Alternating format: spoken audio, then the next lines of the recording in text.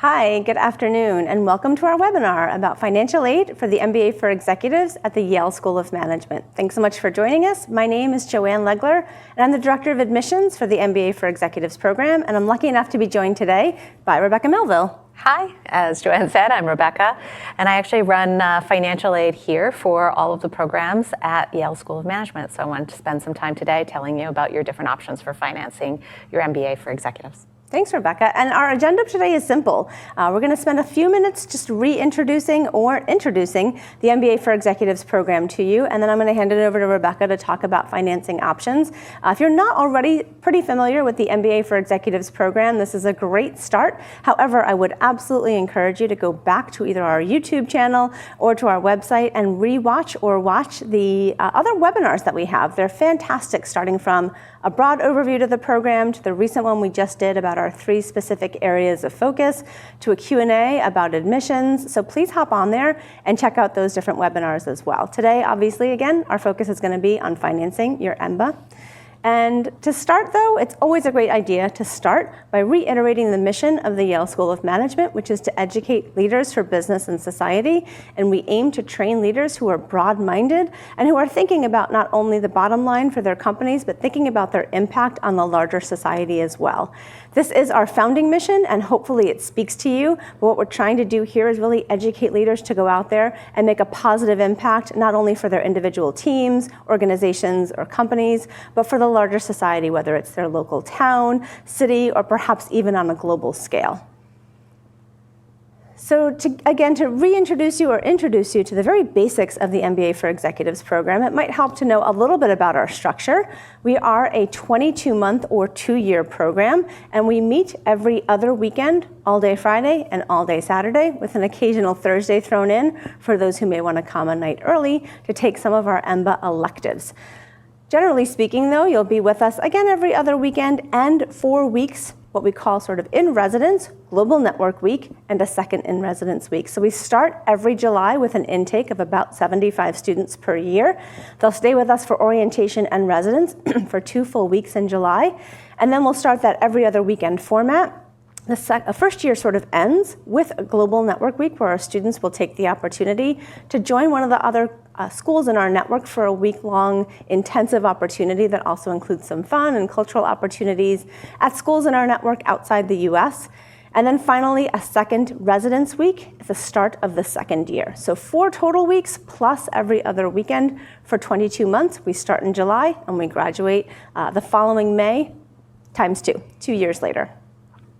If you're kind of wondering what a weekend looks like or what it means to be here for a weekend, all day Saturday, all day Friday is no joke. We mean it. You'll be with us first thing Friday morning for classes, lunch, and then a colloquium speaker, which is divvied up by area of focus, bringing in an expert from that specific area of focus or industry to talk to students about being a leader in that space. Come back for the afternoon lunch. We often do some fun activities that are Yale-wide on a Friday night, like visiting the Beinecke Book and Manuscript Library. And then Saturday morning, we're back at it again first thing with class, lunch, another class, and then optional Saturday workshop. So it's a pretty packed full weekend, and we do hope that you'll join us on campus all of those weekends, though we do have the option to join remotely through our extended classroom technology. And what does this mean? What does it look like? We start off with the core. Every MBA student, regardless of if they're a full-time MBA student or an executive MBA student, starts with our unique integrated core curriculum, and that's really the first year of our program. And we'll talk more about that in a moment. We do then have that break for Global Network Week. We come back, and in the second year, you start off with your area of focus classes. We'll talk about those in a minute as well. Dive into some advanced management classes, which build upon the core. And then you'll take part in a self-directed study in an area that you're particularly passionate about. Maybe it's a research project, or you may take some electives to fulfill that requirement. Throughout the time, we are always thinking about working on and coaching you through leadership development courses and activities, as well as the colloquium speaker series that I mentioned a moment ago, which is specific to each area of focus and really relies upon our faculty to curate a list of leaders to come in and talk to you about what it's like to have and maintain a leadership position, particularly in turbulent times. So going back to the core, in that first year, all of our students take these courses at the same time in their cohort. This is very sort of a hallmark of the Yale SOM experience, is we think about our core from a stakeholder perspective, and you'll really take these classes to think about what it means to be a leader in the space and all of the stakeholders that you will touch as a leader and your ability to understand different stakeholder perspectives, all to get you to the point where when you are a leader, being able to absorb, understand, and make decisions based on the understanding of all the stakeholders around you, regardless of industry, regardless of city or regional area. These really hold true across all of those sectors and dimensions.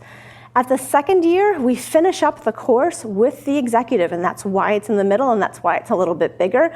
We take all of our learnings and delve into this sort of capstone course to bring everything we've learned together over the last year and a half, and think about, okay, well, if I was in this situation, how would I handle this if I were the CEO or I were the president of this company? So it really does capstone in that way really nicely and bring all of those learnings together. The reason that we call it an integrated curriculum is that we're constantly taking these really interesting classes, but making sure that we're not siloing them in any specific way by discipline. So instead, if we take a course like sourcing and managing funds, you can see that it includes elements of accounting, competition, strategy, and finance. So you're not going to take just a finance course or just a marketing class here at SOM in our core. Instead, we're going to use those core classes and teach them from a stakeholder perspective, bringing in multidisciplinary approaches to give you the answers that you need and give you the perspective that you need to see things as a leader. And our hope is that's exactly where you will be post-MBA.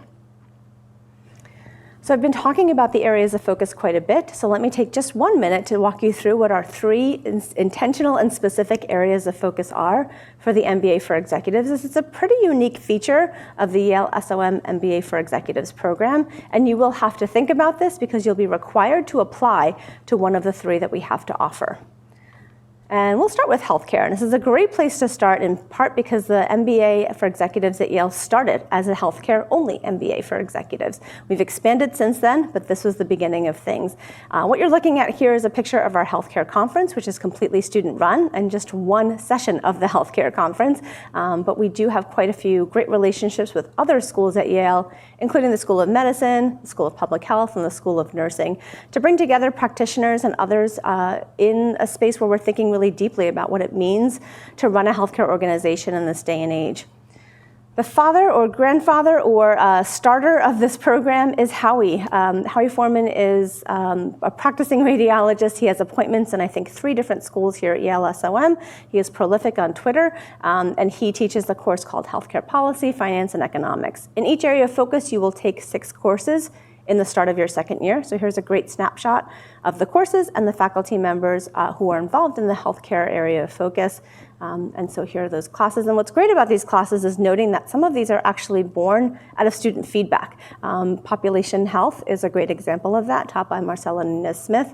So we encourage you to look into what these classes mean and if that makes sense based on your industry and your experience to date. Our second area of focus is called sustainability. This draws very heavily on our association with the School of Forestry and Environmental Studies, which is conveniently right across the street from the School of Management. This is the one that we think is probably most industry agnostic. However, we are looking for students who share a passion for sustainability, particularly as it relates to environmental concerns, but it really can be just about any industry, and the breadth and diversity of industries of our students in this area of focus makes it pretty exciting. As you can see here, all the classes that are being offered for this coming year, but in the top left corner is the faculty director. His name is Todd Court, and again, he has dual appointments here at the School of Management and also helps to run some of our centers over at the Forestry and Environmental Studies School. So a really great group here, really interesting classes that, as you can see, span different industries. In particular, that climate change class is really interesting. It talks a lot about not only the science behind climate change, but how that impacts policy as well. And then finally, asset management is our third area of focus. This is obviously most interesting, probably, to those in finance and who have done the deep work in investments. investment management and asset management specifically, or who support those that do that work. We have a picture here of Tim Geithner. We dropped this to let you know that oftentimes we do have some really great speakers who come, and particularly in the asset management space, the faculty here is pretty prolific, pretty interesting, pretty unique. In the right middle is our faculty director, Will Getzman, who teaches the specific class on investing in alternative asset classes. He's got a specific area of interest, which is art as an asset class, but some really great, fantastic professors here, particularly behavioral finance, entrepreneurial finance. All of these are just rock star caliber. So if you're interested in finance, and particularly with an emphasis on investments, this might be the exact area of focus for you. And then finally, after we're done with our area of focus classes, we delve into the advanced management courses. As you can see, there is some choice here, so an opportunity to get creative with how you want to curate your own list of courses for the program, and then some that are more required. And these are really curated from the courses that have been most well received in the full-time MBA program over the years, but we think make the most sense as well as an extension of your learning in the first-year core. I did mention the self-directed study. We've got a few photos here of some options for that. You could take in the middle there what we call a SNOC, or a small networked online course. That's really facilitated and a key driver by the Global Network for Advanced Management. These are not online courses, but virtual classes that could be taught anywhere in the world, depending on which Global Network schools participate in each semester. So you could take electives as your self-directed study. You could work on an entrepreneurial idea. So Kyle Jensen's in the top left there. And if you come to school with an idea or find particular classmates who share your passion and you decide to come up with something together as a team or as a group, Kyle and his team could help you work through that and think about building a new venture while you're with us and use that as your self-directed study. But still, others will take electives throughout the university.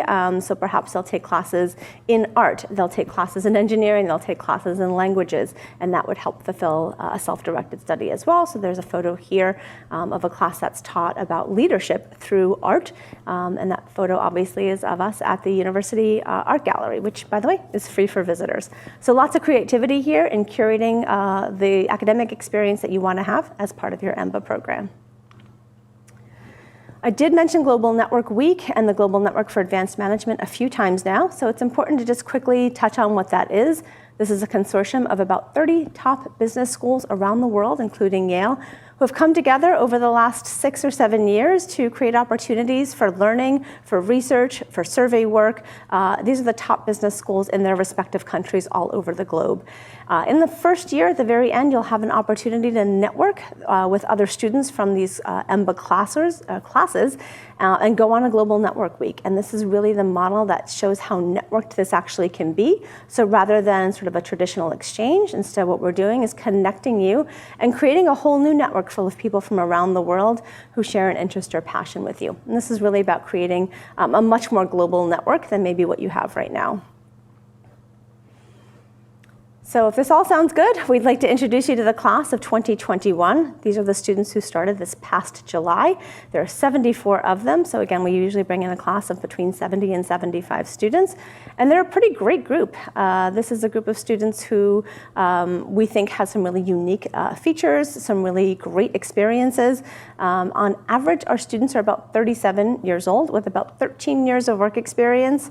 36% women this year, which is great. We've seen that number increase over the years, which we're really excited about. About 40% have advanced degrees, so are coming to us with other master's degrees or even PhDs, and really represent a wide variety of citizenships and places where they've come from, and bring all of that great diversity of experience to the classroom and really be able to force their classmates to see things in a totally different way. So we're really excited about the class of 2021, and as we speak right now, we are looking to enroll the class of 2022. So we're excited to begin reading applications for this new season. Our admissions process is fairly straightforward. You'll have to submit an application, it'll get reviewed, you'll be invited to interview, or perhaps not, but if so, move forward then to another review on the admissions committee before we make final decisions. We have 3 rounds of application, which I'll talk about a little bit now. One of them's coming up pretty quickly in October of 2019, and then if that doesn't work out for you or you're thinking about a later date, we've got a deadline in January and a deadline in March. All of the things that need to be handed over to us as the admissions committee by those deadlines is also detailed here at the top of this slide. This should look fairly familiar if you've ever applied to anything before in an educational perspective. We need your resume, letters of recommendation, and essays, a test score, and I'd really encourage you to watch our webinar on the executive assessment, or the EA, that we recorded about a year ago in November of 2018. It's a great opportunity to learn more about that test. Transcripts from your schools, an employer approval form that just sort of says, yes, your employer is on board, especially as it relates to your being out of the office, the application fee, and again, an interview by invitation only. Our deadlines for this coming application year are available as well. And as always, the admissions office is available to answer any questions that you have about the application.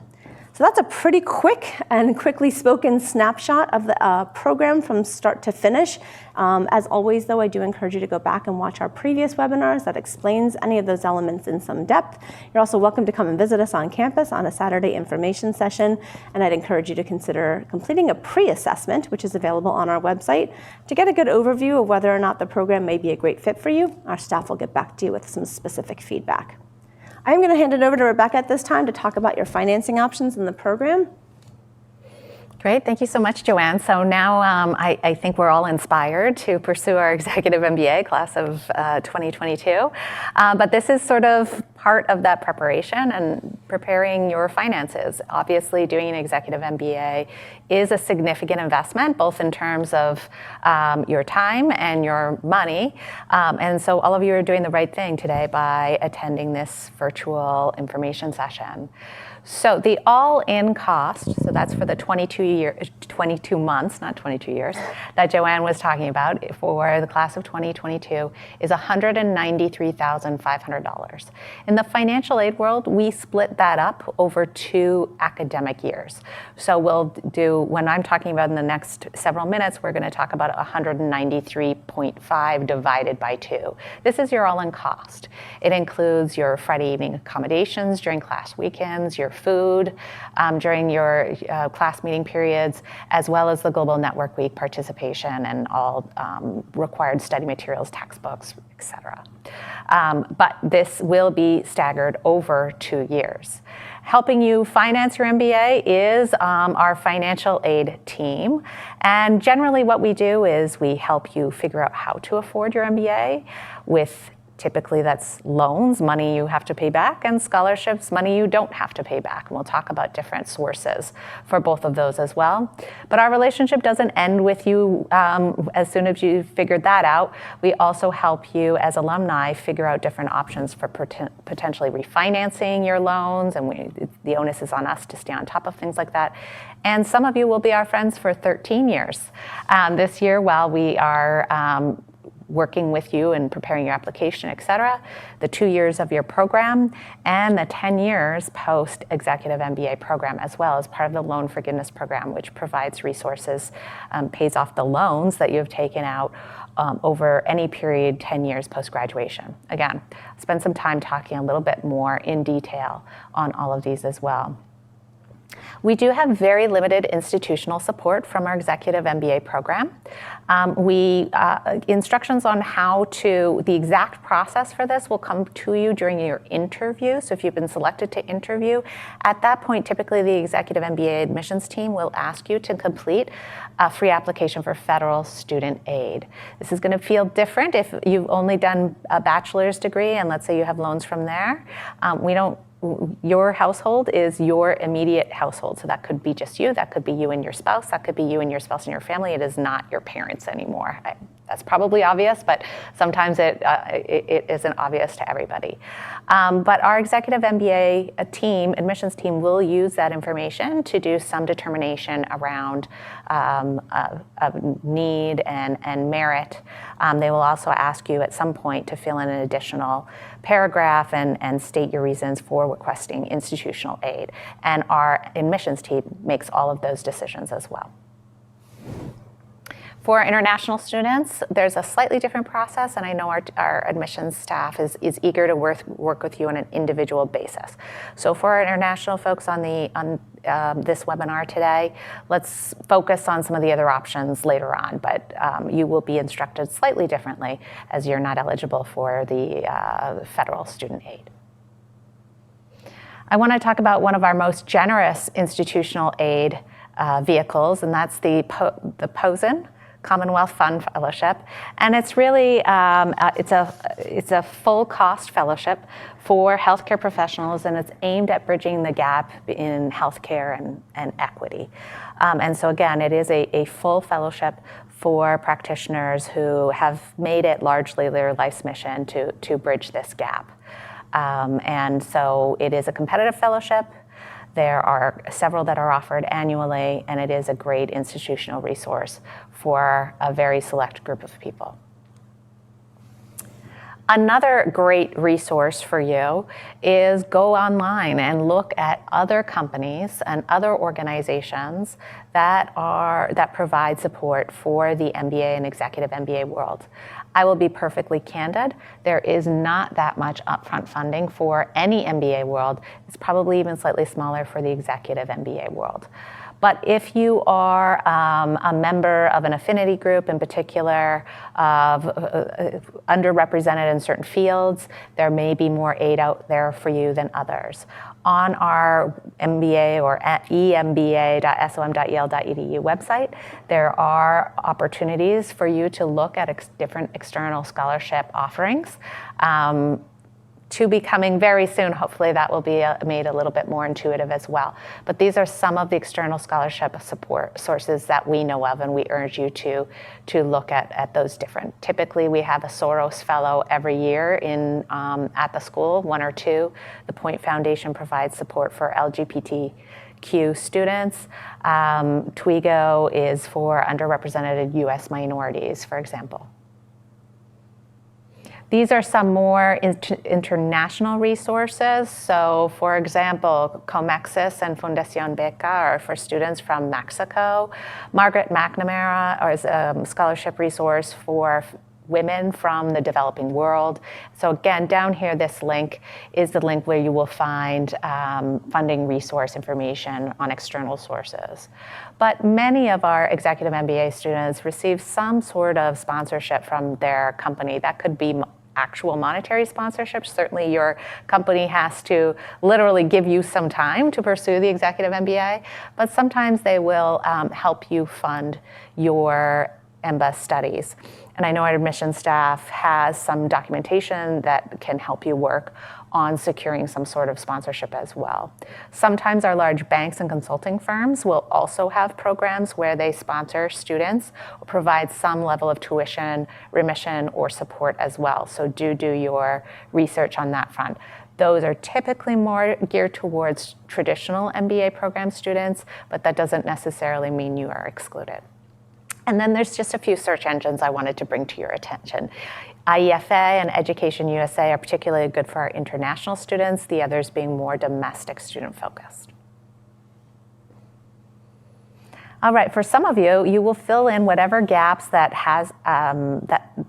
you have in your funding situation annually by using loans. And when I talk about financial aid being annual based, this is what I'm talking about.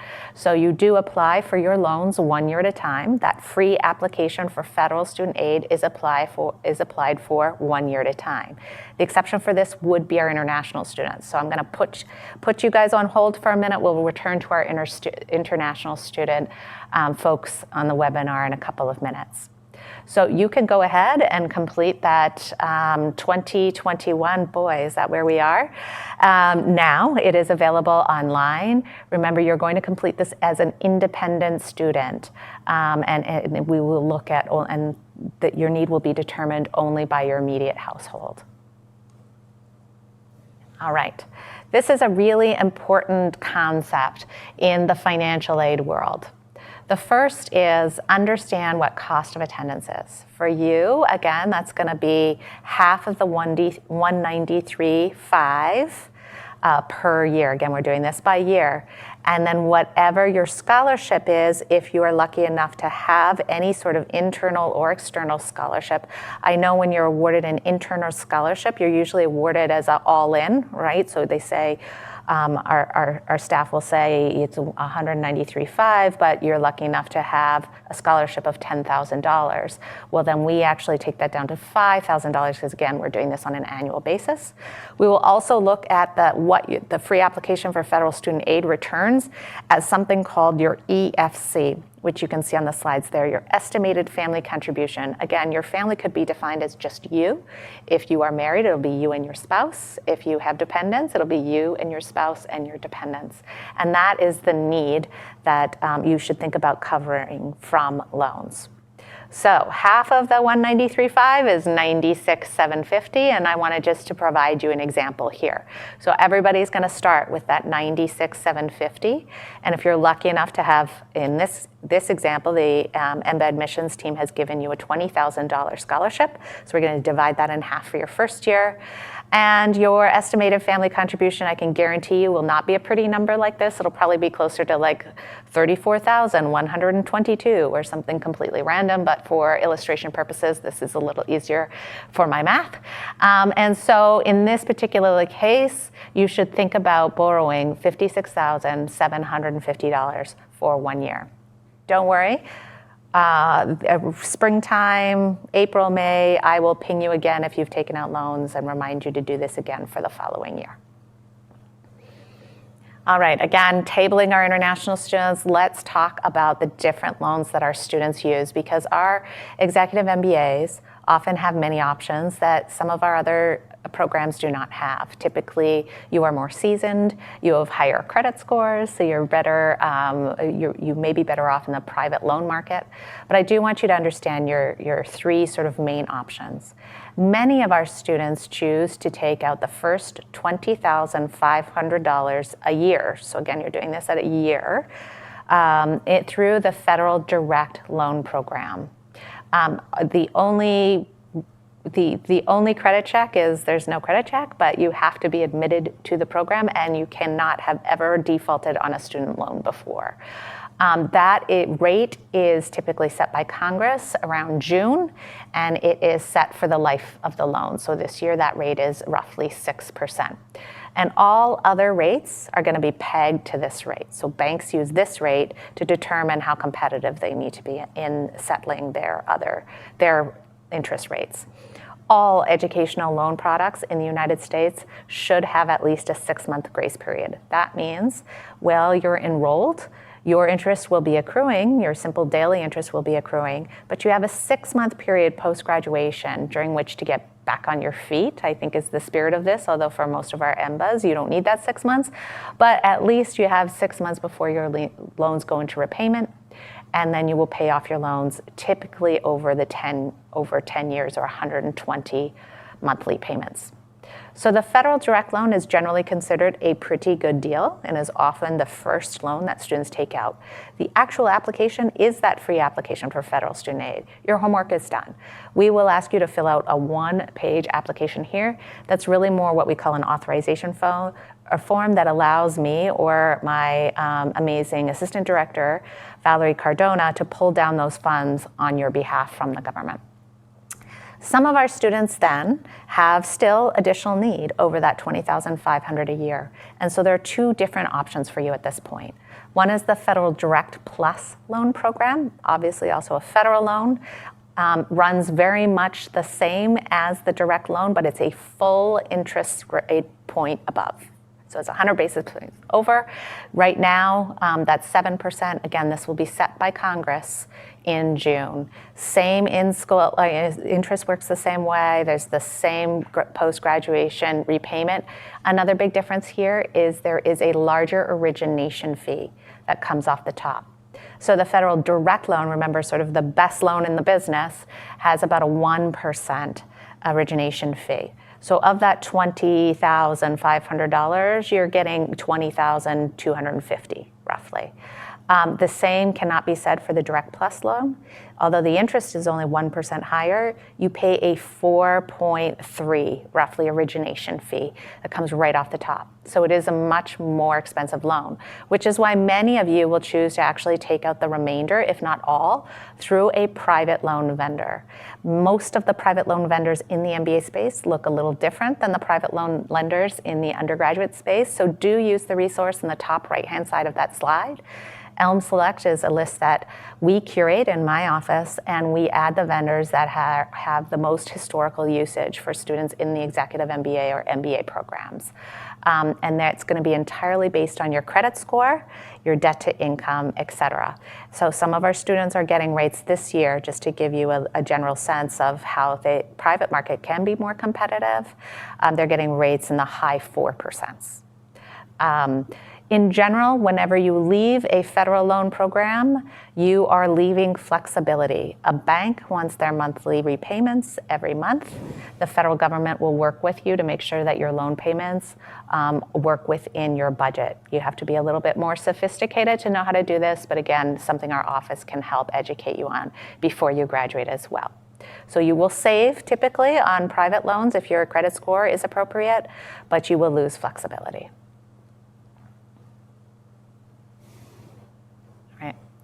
So just as one final point on that last slide, the first thing you should do is go and find out your FICO score. If you have a good FICO score, above 730, you may be a good candidate for private loans. If you have a great credit score, you are a good candidate for private loans. If you're below a 680, you are not. You should stick with the federal loan programs. In general, this is the process for applying for financial aid. Again, our team in the MBA admission or the EMBA admissions office is going to ask for your free application for student aid results. International students, again, slightly different. So we'll talk about that in a minute. You could do that now. As part of submitting your FAFSA, as we call it, you submit it to Yale University. And so it really should be part of step one there.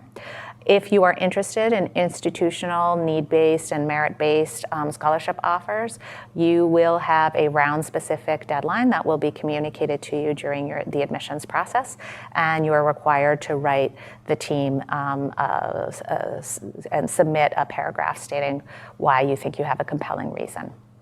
At some point, our executive MBA admissions team will determine what your scholarship will be, if any, notify us, notify you, and we will send those results along with the results of your free application for student aid. So please note we don't send you an email until we have the EFC from your FAFSA, if you remember all of those acronyms, and we won't start doing that until April. And so we're going to start sending emails to you letting you know what you should think about borrowing given the context of your financial aid assessment. By June 1st, really June 15th, but because you guys have to be on campus relatively early, we want you to have a general sense if you're going to take on debt, what that debt is going to be, and we want to know what your vendors are going to look like. Are you going to do federal loans? Which federal loans? Are you going to do private loans? From the time you are admitted to the time you graduate and beyond, we are very happy to set up 30-minute consultations with you on how to finance your executive MBA. This is what those emails look like. This email, I purposely didn't choose an executive MBA email to show you, but I just wanted to give you a sense of, you can see the action items, sort of the middle of the page, that lists all of the things you need to do next once you receive this email. And it's really around assessing what your need is likely to be given all of the different options that you have and the links that will be important to you to use as well. I just highlighted net cost on that. All right, thank you for being patient, international students. Please keep in mind, most of you are here probably on some sort of employment-based visa or not. I'm not an immigration official, so I will defer to you on attending school here as well. But if you need to finance your executive MBA programs, we're proud to have two different programs that are on offer to you. One is through Prodigy and one is through Quorum. There's a cap on what you can borrow. It's about $160,000 and it is an all-in borrowing limit. for the MBA program that's tied to the MBA debt load, for example.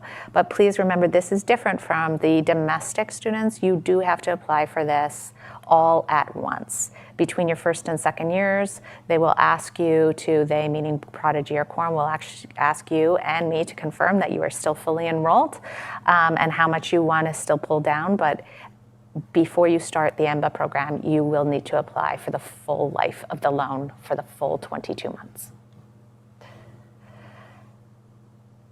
All right, let's talk about what the university bursar will do once you get here. So when you get here, you'll be billed around that time, and you don't actually have to pay until after you arrive, which is sort of strange.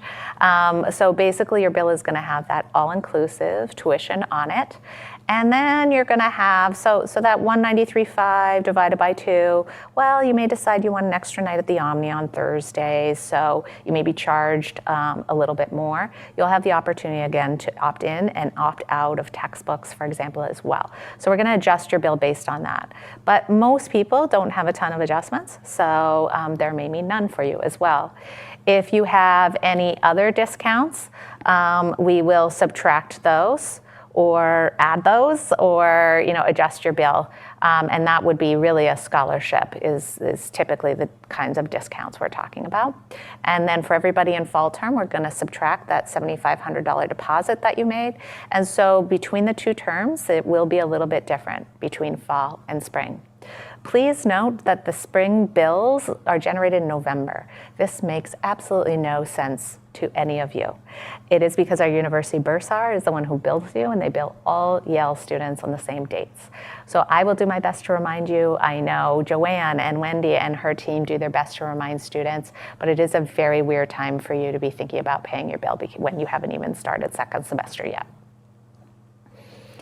This is what our bills look like. So there you can see, again, I purposely chose a non-MBA bill for you to look at, but just to give you a sense, lesson number 1 is, charges on the left and credits on the right. So accounting 101, you're welcome. At the bottom there, we will take away any financial aid credits. This person is lucky enough to have a scholarship from the school of $10,000. This is going to be billed by semester. So now you're not talking about $96,750 a year. You're going to divide that in half again. So you're billed twice a year, and your bill each time will be for a quarter of the cost with any adjustments you have for Omni or textbooks. Want to point out again some of the things that we maintain and help you with as graduates. There is a very robust refi loan market out there in the United States right now, not for international students, but for domestic students, and executive MBAs are often excellent candidates for this. Our general advice is that if you don't know what you want to be when you grow up, which is not usually the things that are relevant to our executive MBA students, but that you should take federal loans, because there are very many people who would like to lend to you after you have a great job and a great credit score, and they will refinance. I have seen rates as low as 2%. And so this can be very aggressive and very opportunistic for many of our students. So our job in the financial aid office is, you can feel free to ring us up, and we can give you some guidance, the strengths and the weaknesses of doing different kinds of post-graduation, loan refi, et cetera. Want to touch briefly on loan forgiveness as well, because it is a program that the school is very proud of. We were the first business school to offer loan forgiveness, and it's a program that is offered at many of our law school friends. And in fact, we modeled it on our Yale Law School program, but it is something that the school has funded over the years since 1986 to the tune of $9 million. We spend roughly about well over $1 million a year now. You are eligible as MBA graduates for participation any period of the 10 calendar years post-graduation.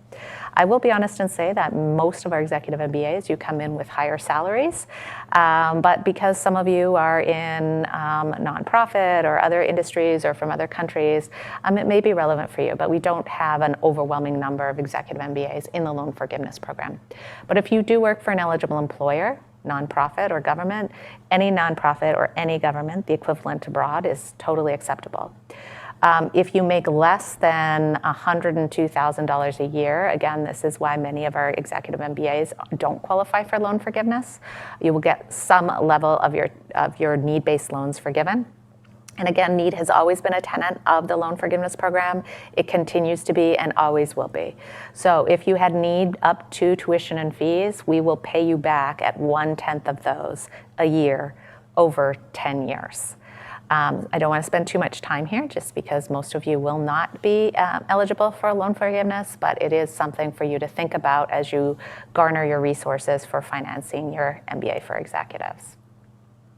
Another post-graduation opportunity, and this is something that we always have executive MBA students participating in, is the ability for you to sit at Yale and develop your idea for an additional 2 years post-graduation. I say sit at Yale, I mean have the resources of Yale University at your ready. And so what we want to do is be able to say you should not be encumbered by making debt payments. So if you have loans and you're accruing interest on those loans, we want to help you pay back that interest. So you will still be responsible for the principal of those loans, but hopefully the school will cover all, if not a good chunk of the interest that you're paying while you're an entrepreneur fellow and really developing out the idea that you have won in these competitions. As I said, that is our email address. Valerie Cardona really does all the heavy lifting in our office. If you're lucky enough to be admitted, many more details will be on the Class of 2022 website, and that's how to find us. But don't worry, I know Joanne and her colleagues will help you find us as well. So I look forward to working with you, and good luck on your applications as you apply to the Class of 2022. Great, thanks, Rebecca. And just to close us out here, if you have questions about the admissions process, about the program, or anything at all, you can always reach the MBA for Executives team at emba.admissions@yale.edu. I want to thank Rebecca for her time, for explaining so carefully and thoughtfully the financing options that you may have as an EMBA student here at the Yale School of Management. We look forward to talking to you more, learning more about you, and if you are considering applying, reading your application in one of our 3 deadlines. So best of luck to you, and thanks again for joining us for today's webinar.